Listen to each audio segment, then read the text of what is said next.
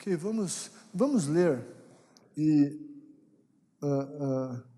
vamos ler não só o 9, mas vamos ler 9 a 12, capítulo 6 de Mateus, desculpa, 9 a 13, capítulo 6 de Mateus. Vamos ler juntos em voz alta? Amém? Vamos lá? Juntos? Vocês orem assim, vamos lá. Vocês orem assim, em voz alta a todos. Pai nosso que estás no céu, santificado seja o teu nome. Venha o teu reino, seja feita a tua vontade, assim na terra como no céu. Dá-nos hoje o nosso pão de cada dia. Perdoa as nossas dívidas, assim como perdoamos aos nossos devedores. E não nos deixes cair em tentação, mas livra-nos do mal, porque teu é o reino, o poder e a glória para sempre. Amém. Hoje nós vamos falar sobre o versículo 9, e falando sobre Pai nosso que estás nos céus, santificado seja o teu nome. E a pergunta ali, essa pergunta é bastante interessante. E daí você tem que refletir um pouco sobre ela.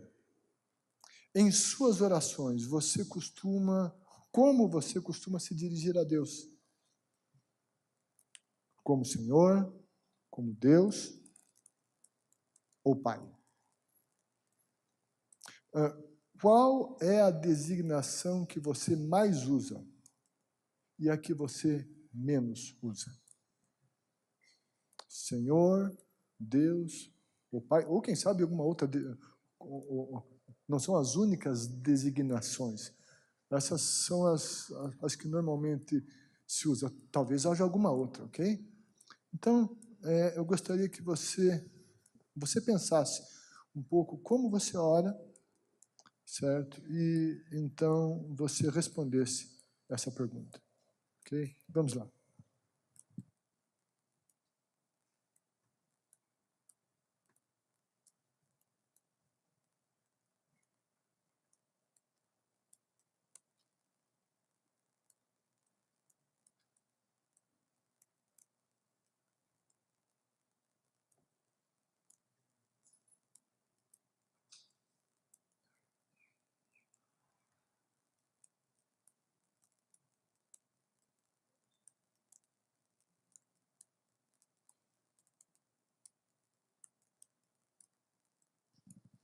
Ok, respondeu? Compartilha sua resposta.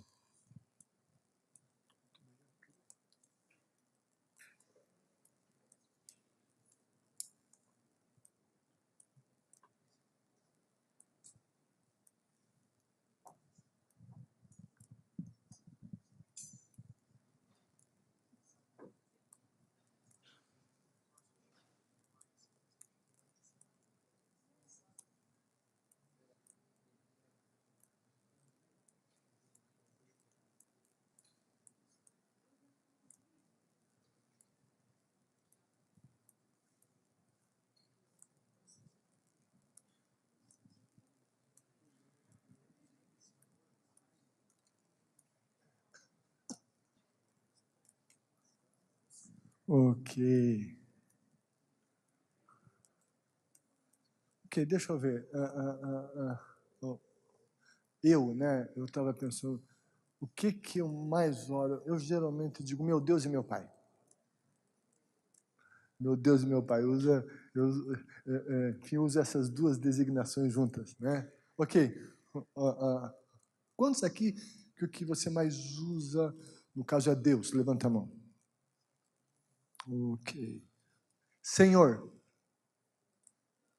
Uhum. Então aqui de Pai. Pai. Quem usa Pai? Olha só que lindo. Uhum. Ok. Você que usa alguma outra designação? Alguma outra? Então, o que você usa? Todo-Poderoso Criador. Rei. Alguém mais na sua oração comumente usa eterno, né? Ok, muito interessante isso, gente, interessante mesmo. Oração dominical, a oração do Senhor, ou como é bastante conhecida como oração do Pai Nosso. Modelo de oração.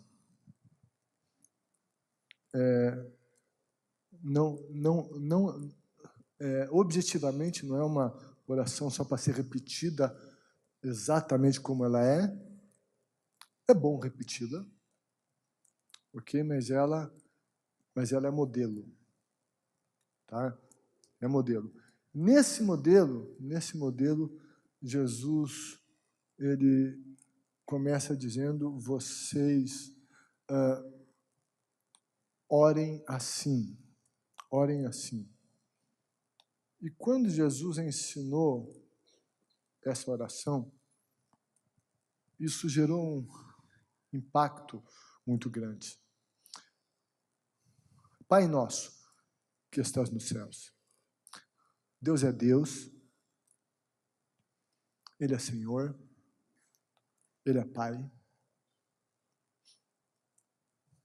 Deus tem um nome, certo? Um dia eu vou falar aqui só sobre o nome de Deus. Enfim, é lindo, é lindo. Sou apaixonado sobre esse assunto do nome de Deus, certo? Isso que nós usamos são designações. Qual que é a minha designação? Eu sou pastor, mas eu tenho um nome. Tá? Então você me chama de pastor, mas eu tenho um nome. Meu nome é Silas. Okay? Deus é Deus. Mas Deus tem um nome. Deus tem um nome. Não sei se você sabia disso. Deus tem um nome. E é muito interessante. No Velho Testamento, quando você lê a palavra Senhor, e ela está em caixa alta, ou seja, todas as letras em maiúscula, lá está o nome de Deus, no original.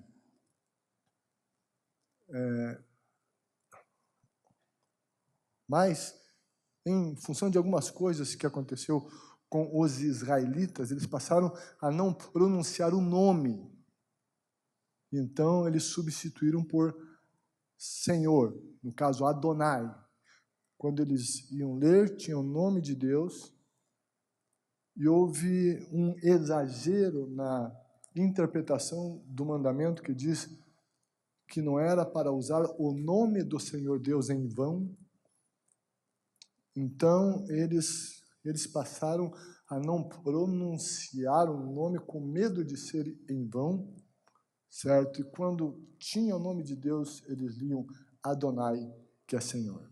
Mas, enfim, esse é um outro assunto, né? Mas já que eu mexi, só dei uma rápida alusão a isso. Mas Deus, Ele pode ser chamado assim por nós. Os judeus, quando eles se referiam a Deus como Pai, eles o viam como o Pai de Israel.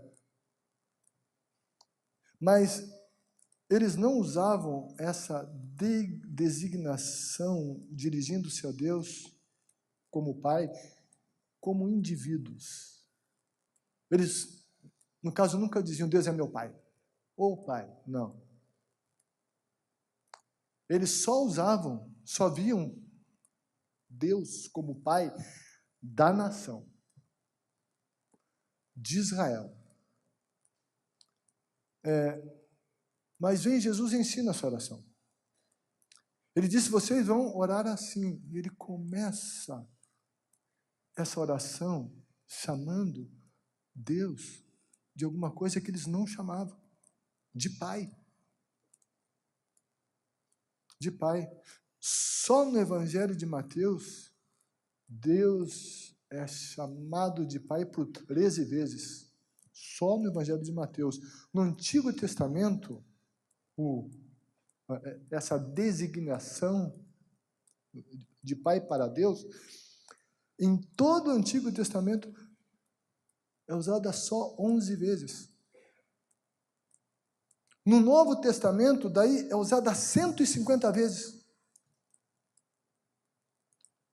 Quando Jesus está ensinando a orar, chamando Deus de Pai, Ele está incentivando aqueles que oram para que eles tenham um relacionamento mais junto de Deus.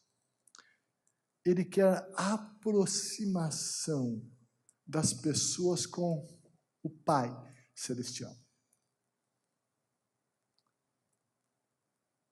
E me ocorre também, isso não está na Bíblia, mas também me ocorre que Jesus, no seu entendimento, na sua compreensão, ele também ensinou a chamar Deus de Pai, porque ele sabia o futuro da humanidade. E ele enxergava lá na frente, e ele enxergou os nossos dias que muita gente não tem pai. Ele está dizendo, chamem Deus de Pai. Isso porque ele também quer que as pessoas sejam filhas de Deus. Não só criaturas. E, à luz da palavra de Deus, vê-se que nem todos são filhos. É o que você coloca na lacuna ali, né? Nem todos são filhos de Deus. A Escritura diz que Deus é Pai dos pacificadores. Pacificadores. Bem-aventurado quem os pacificadores, porque eles serão chamados o quê? Filhos de Deus. Filho de Deus. Então, os pacificadores. Mateus 5, 44 e 45 vai dizer que são filhos de Deus aqueles que amam aos seus inimigos. Inimigos. É filho de Deus, sobretudo, aqueles que recebem Jesus Cristo como Senhor e Salvador de suas vidas. João 1,12 diz que todos aqueles que o receberam, deu-lhes o poder de se tornarem filhos de Deus aos que creem no seu nome. Isso quer dizer que a gente não nasce filho de Deus, a gente nasce criatura de Deus, a gente se torna filho de Deus quando recebe Jesus. Então, esses são os filhos de Deus. Então, nem todos são filhos de Deus. E daí a gente vai ver Jesus dizendo algumas coisas meio pesadas. E ele vai dizer algumas pessoas que elas eram filhas do diabo. João 8,44. Jesus disse, o pai de vocês é o diabo. Meu Deus. Filho do diabo. É isso que ele estava dizendo. Mas por que Jesus disse isso? Porque ele não gostava das pessoas? Não, porque eu gostava delas. E ele queria que elas acordassem e se tornassem filhas de Deus. É que Jesus falava a verdade. Jesus não estava para fazer a política da boa vizinhança. Ele não estava aqui para ser politicamente correto. Ele estava aqui para anunciar a verdade.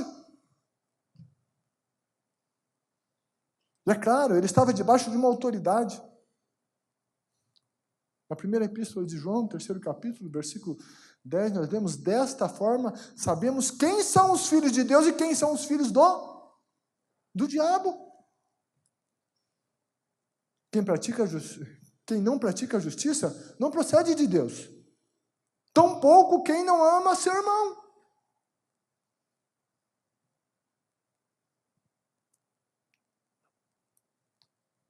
Todas as pessoas, ninguém nesse mundo é órfão espiritual. Todas as pessoas têm um pai espiritual, ou Deus ou o diabo. Ninguém é órfão de pai espiritual. Mas Jesus quer que sejamos filhos do Pai Celestial e quer que nós nos relacionemos de maneira pessoal e íntima com o Pai.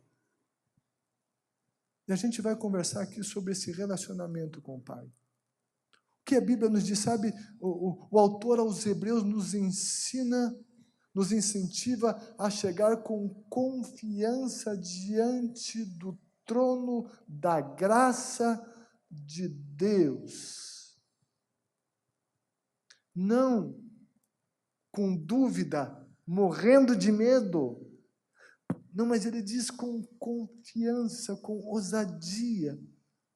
Por quê? Porque esse trono, ele tem um nome. Jesus disse que, enfim, a Bíblia diz, o autor dos Hebreus diz que ele é o trono da graça, do favor imerecido. E diz que a gente tem que chegar nesse trono com confiança. No entanto, essa intimidade em nenhum momento pode ser confundida com irreverência. Na Bíblia, nós entendemos que devemos desenvolver o relacionamento com Deus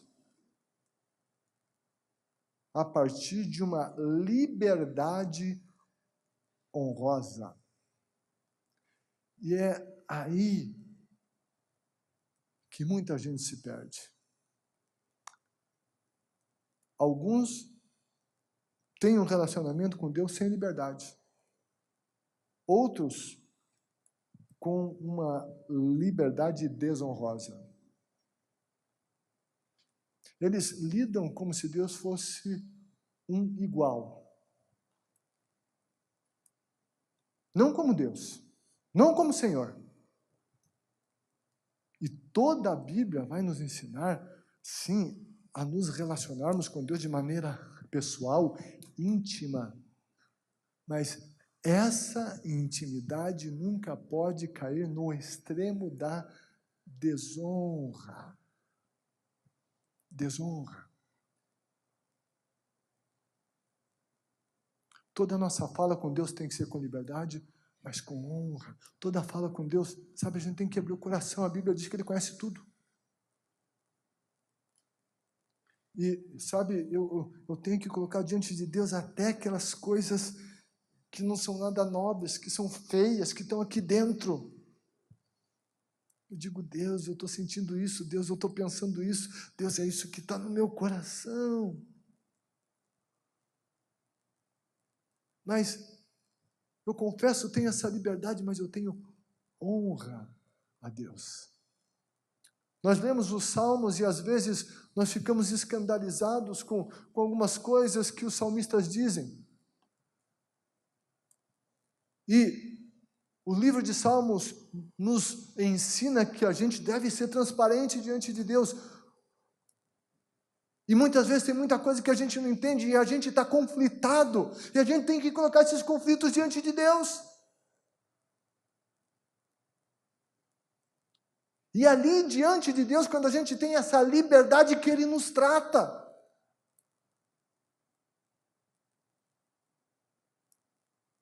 Mas todas as coisas que os salmistas diziam, embora fossem coisas não nobres e difíceis, sentimentos que não eram nobres, muitas vezes de ódio, de ira, eles nunca desonravam Deus. Quando Jesus nos ensina a chamar Deus de Pai, Ele quer isso, liberdade, confiança, mas nunca desonra. De alguma maneira, eu associo isso ao meu relacionamento com meu pai.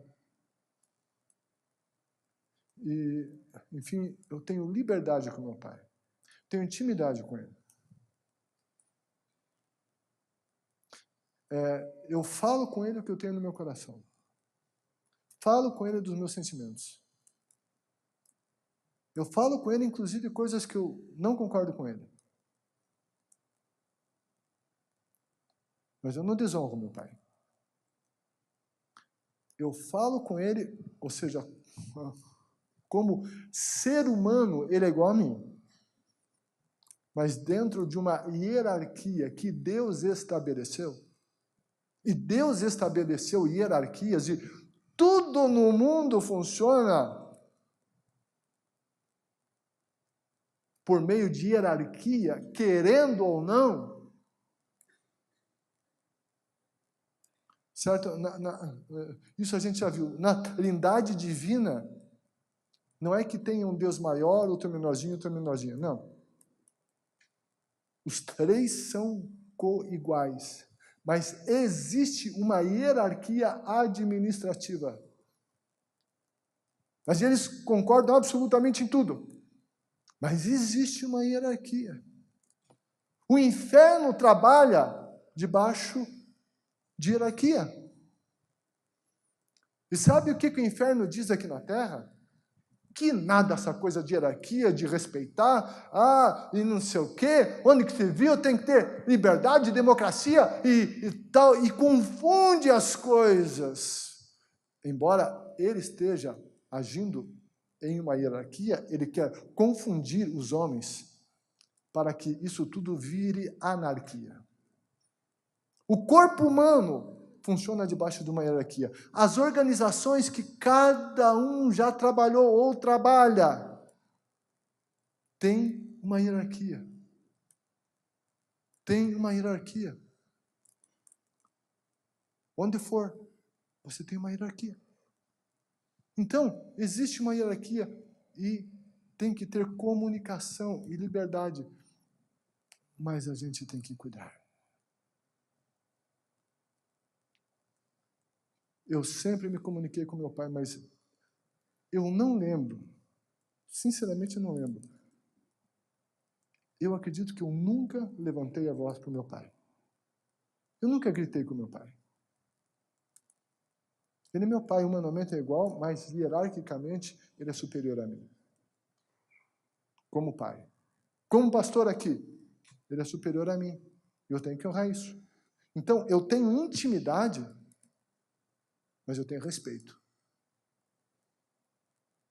Com Deus, a gente tem que também se relacionar assim. E nossos filhos precisam aprender isso em casa. Que nós não somos os seus iguais. Nós somos autoridade sobre eles. Eles precisam entender que dentro da casa tem uma hierarquia. E se não for assim, não funciona. E se alguém não aceita isso, não aceita o que está na Bíblia, o que Deus estabeleceu. E quando a gente não aceita o que Deus estabeleceu, a vida fica toda conflitada. Mas, enfim, Deus quer intimidade. Quer que nós nos aproximemos. Mas há muitas pessoas com grandes dificuldades em se relacionarem. É a palavra da lacuna. Grande dificuldade de se relacionarem com Deus como o quê? Como Pai. Grande dificuldade de se relacionar com Deus como Pai. Geralmente acontece que Por que essa dificuldade? Geralmente isso acontece porque elas têm ou tiveram problemas não resolvidos com o pai biológico. Ocorre que, veja bem, inconscientemente há uma projeção da imagem do pai biológico sobre o Pai celestial. Inconscientemente.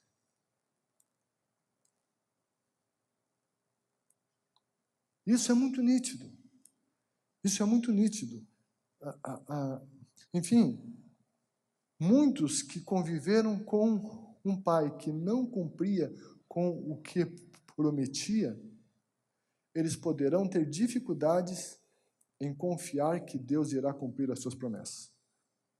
Porque eles sempre viam o pai não cumprindo promessas. Esse é só um exemplo. Muitas pessoas que tiveram os pais ausentes terão dificuldades de acreditar que Deus está com eles, é um Deus presente. E elas acham que Deus está sempre distante, porque os pais estavam sempre lá distantes. E muitas vezes que precisava do pai, da mãe não estava sozinho. E essa imagem da ausência de um pai ausente é projetada em Deus. Inconscientemente, isso acaba ocorrendo. A gente passa essa imagem do pai biológico, a gente projeta em Deus. E sabe o que é pior? Às vezes a gente vende essa imagem para outros.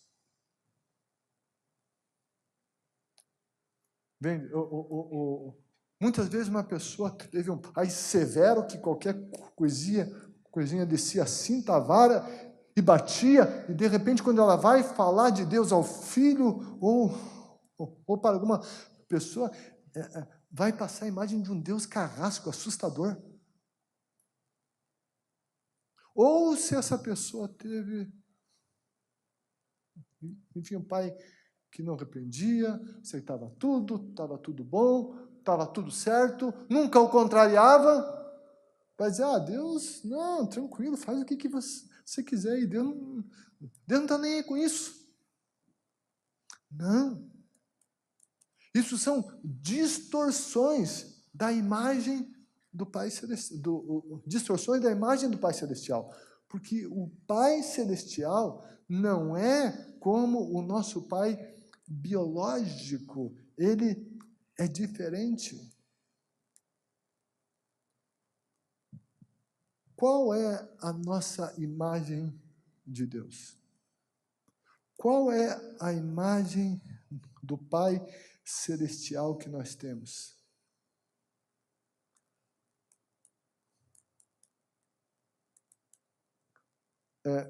Essa é a razão da pergunta que a gente fez. Eu não quero generalizar, ok? Enfim, às vezes, essa designação aconteceu por algum outro motivo, mas, geralmente, as pessoas que tiveram sérios problemas com o pai biológico e não resolveram, elas têm dificuldade de chamar Deus de pai. Geralmente. Mas Jesus está dizendo que vocês orem assim. Jesus está dizendo que é para a gente chamar Deus de pai. Então, a gente tem que corrigir essa imagem distorcida de Deus como pai. É preciso uma correção, porque senão isso gera impedimentos no nosso relacionamento com Deus. Enfim, vamos supor que era um pai que qualquer coisinha que o filho fizesse virava a cara e ficava um mês sem falar com o filho. Esse cristão, quando ele peca, embora ele se arrependeu, ele pediu perdão, ele só vai inconscientemente se sentir perdoado depois de um mês. E não é assim. É diferente. Correção, e essa correção é fundamental para a nossa vida como cristãos, como filhos de Deus. Para que se supere esse tipo de problema, é importante que se busque desassociar a imagem de Deus com a do pai biológico. Com a do pai biológico. E, enfim, aqui tem facilitadores de grupos pequenos, gente que lida com pessoas, e todos nós nos relacionamos. Isso, às vezes, é importante a gente detectar na vida das pessoas. Muitas delas terão essa dificuldade por causa de alguma coisa que aconteceu lá com o pai biológico.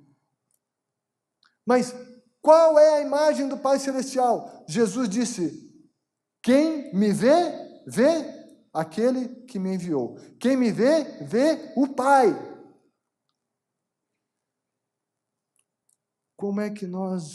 Qual é a melhor maneira da gente ver Deus? Em Jesus. E Jesus sempre recebeu com amor aqueles que vieram a Ele com o coração quebrantado. Jesus nunca desprezou um pecador, Jesus nunca desprezou um sofredor. Quando a gente vê Jesus sendo duro, era com os fariseus, com os saduceus, com os mestres da lei, com os religiosos, enfim, aqueles que não queriam, na verdade, nada com Ele. E Jesus tinha, assim, com eles, um tratamento de choque para ver se eles acordavam. Mas Jesus amou aqueles que erravam. Jesus não amou o pecado, ele sempre confrontou o pecado, mas ele amou os pecadores. E é esse conceito que às vezes a gente tem na teoria, mas não vive. A gente diz, e é verdade, que Deus odeia o pecado e ama o pecador, mas é difícil para a gente entender isso.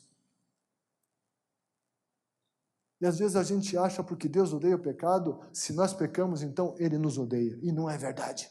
A gente tem que fazer essa separação.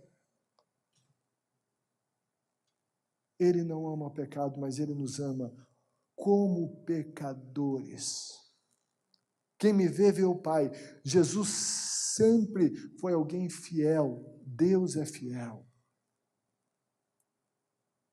Se o pai biológico foi ausente, Jesus disse, eu estarei com você todos os dias até o fim. Onde Jesus está, está o Pai, a Trindade está ali. Ele é Deus presente, o Pai Celestial é um Pai que é presente. Jesus nunca mentiu. Quem me vê, vê o Pai. Nunca desistiu das pessoas. Ele nunca vai desistir de nós. O Pai Celestial nunca vai desistir de nós. Quem sabe alguém aqui teve algum pai que desistiu de você, mas o Pai Celestial não desiste de você.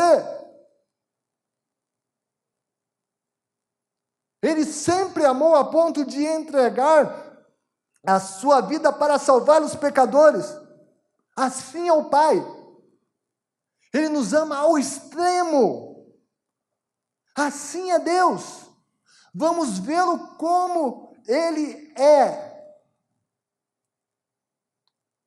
Jesus está querendo que a gente se relacione com Deus como esse Pai bom, esse Pai perfeito, esse Pai celestial.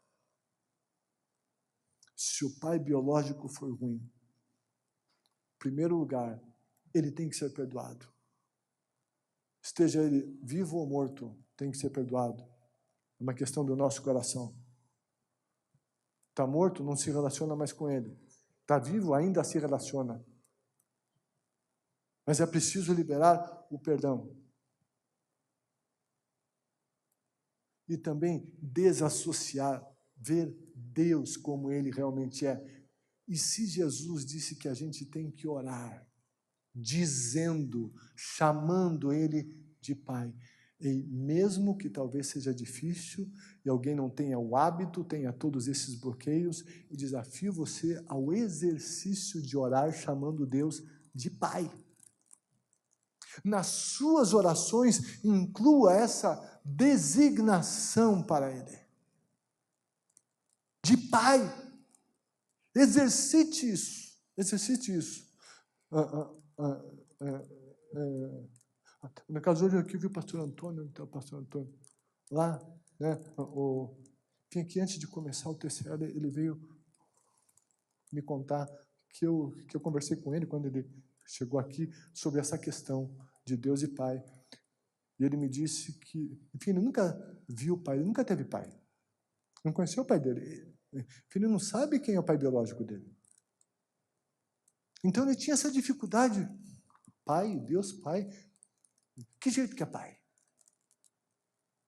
Mas então, ele estabeleceu a visão de Deus como Pai, e hoje ele ora chamando Deus de Pai. Ele não sabe quem é o pai biológico, quem foi, mas ele sabe quem é o Pai celestial dele, e ele tem identidade com isso.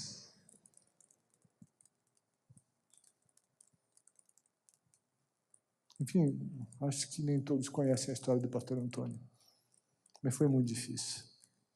Ele foi menino de rua, dormiu nas praças. Ele foi abandonado. Ele foi espancado. Ele passou fome. Mas Jesus o resgatou. E ele está aqui. Ele pastoreia vocês e ele chama Deus de Pai. Se o pastor Antônio pode chamar Deus de Pai, você também pode. Pai nosso que estás nos céus, santificado seja o teu nome. Em seguida vem a invocação de Deus. Em seguida a essa invocação de Deus como nosso Pai, vem um pedido que denota um chamado à adoração e que a gente exerceu hoje aqui. Santificado seja o teu nome.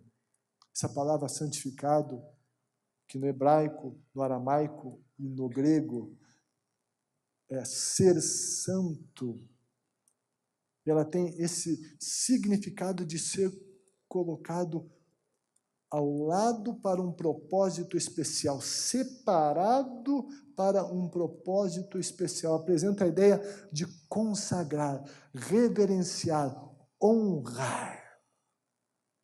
Uma ilustração, certo?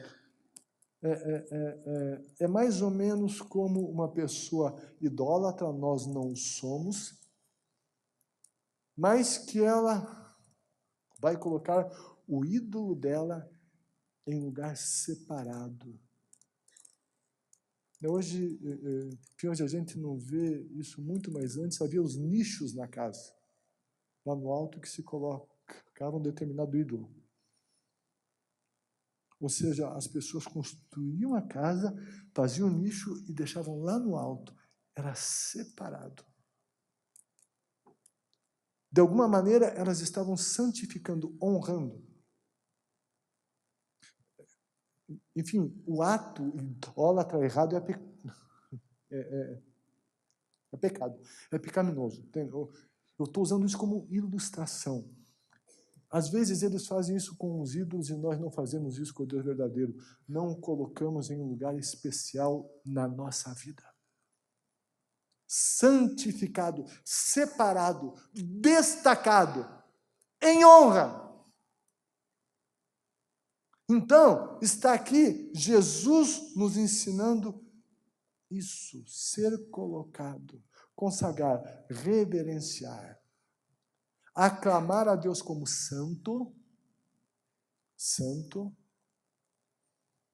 é uma das maiores expressões de adoração que a Bíblia traz. Hoje, no tempo de adoração, já citei aqui vocês, Isaías, na visão do trono celestial, ele via os serafins proclamando: Santo, Santo, Santo é o Senhor dos exércitos. O que quer dizer santo, santo, santo? Isso tem a ver com a língua, a língua hebraica, porque eles não têm superlativo. Então, quando eles querem enfatizar, eles repetem 3 vezes. Eles não teriam santíssimo, então eles dizem santo, santo, santo. E Deus se comunicava com o seu povo na linguagem que o povo entendia, na cultura deles. Então, santo, santo, santo. João, quando foi arrebatado aos céus, ele via os 24 anciões, os 4 seres viventes, repetindo dia e noite. E a Bíblia diz que isso acontece dia e noite lá. Santo, santo, santo. Quando nós oramos aqui, e às vezes eu digo, vamos fazer coro com os anjos, coro com os 24 anciões, com os seres viventes, quando a gente começa a cantar santo, santo, santo. Quando nós oramos e dizemos santo, santo, santo, santo, santo, santo, sabe, nós estamos fazendo coro lá com o céu. E daí o céu desce na terra. Santificado seja o teu nome. Jesus está ensinando que a nossa oração deve priorizar a adoração. Começa, Pai nosso que está nos céus, essa invocação, e o que vem em seguida? Santificado seja o teu nome. Vem a adoração. Por isso que aqui no TCL a gente sempre tem, no começo, a adoração. Em qualquer lugar, mas enfim, a adoração, de alguma maneira, a prioridade no TCL deve ser na nossa vida e na nossa oração. Quando adoramos, temos o foco somente em Deus. As demais coisas ficam em segundo plano. Nesses momentos de verdadeira adoração, nós esquecemos de nós mesmos, de outras pessoas e das demais coisas. Nós paramos para honrar aquele que é digno de receber toda a nossa adoração, o Pai que está nos céus. E sabe o que eu tenho experimentado, e você também, quando a gente está adorando, tem o foco só nele. Sabe, a gente não está nem aí com a gente. É ele, a gente está adorando. De repente ele vem e começa a fazer as coisas aqui. De repente ele vem, ele começa a mover na igreja, ele começa a curar e vem uma palavra de conhecimento, e vem uma palavra profética em meio à adoração. Porque quando adoramos, nós nos unimos à linguagem do céu. E o céu desce. O céu desce.